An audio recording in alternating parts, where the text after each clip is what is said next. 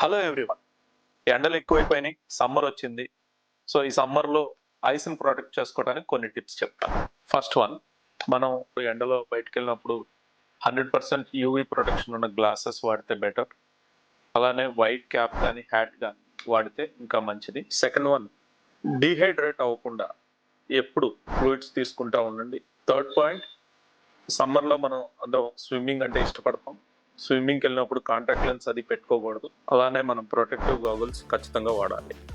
Fourth one, సమ్మర్లో allergic conjunctivitis అలానే viral conjunctivitis ఈ రెండు కామన్.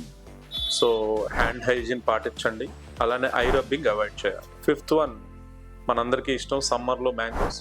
సో మ్యాంగోస్ బాగా తినండి, ఎందుకంటే మ్యాంగోస్లో విటమిన్ ఏ చాలా ఉంటుంది, కంటికి చాలా మంచిది. Thank you.